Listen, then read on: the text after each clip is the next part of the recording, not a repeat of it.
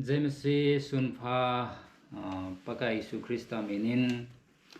na hojo se chunga subscriber ho chuting le chi video bejo se chunga paka Isu Krista minin salam ken pive pathin lungsina jalin 2008 kuma hepan pathin kana hawa hin hichi jowa he iti sai di ham kahin khwa he Nepali tailowa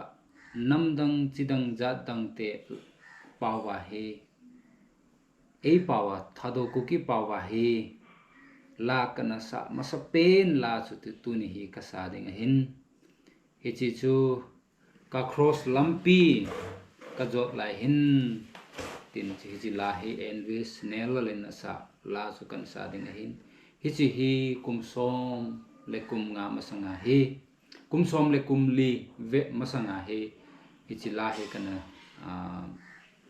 kana jila hin tua hi so jong so tan hinla tuni chan ge hi chila hi ka kola hi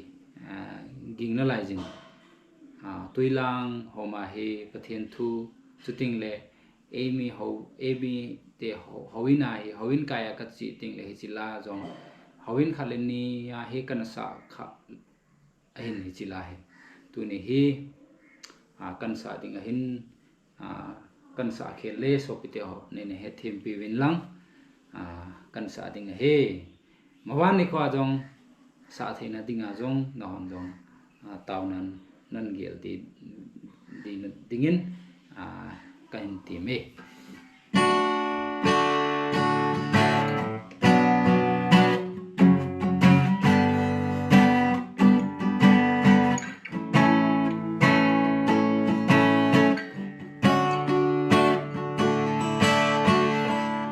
cross lampi ka jot lai hin ke ma asat na nei bom jing voi na me pi a jing tine kap ka nung sung na din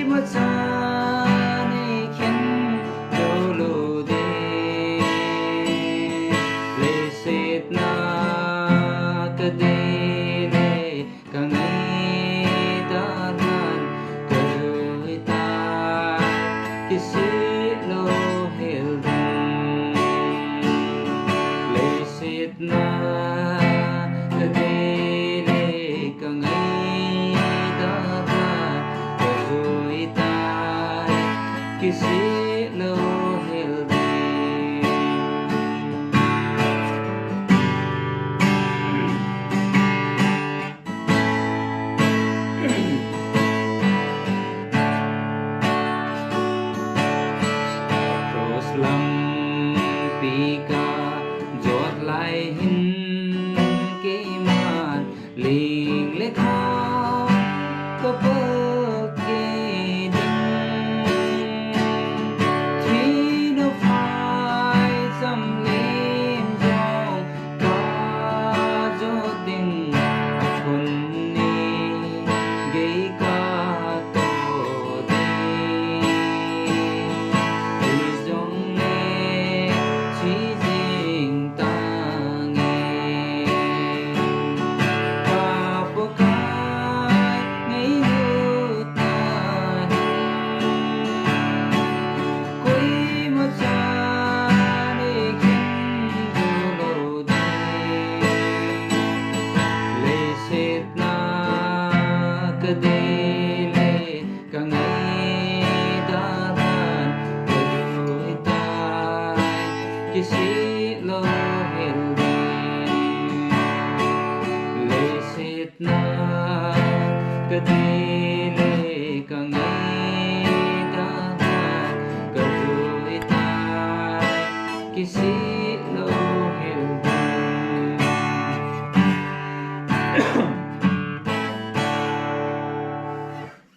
sa do na pathin lo pina chang ta hen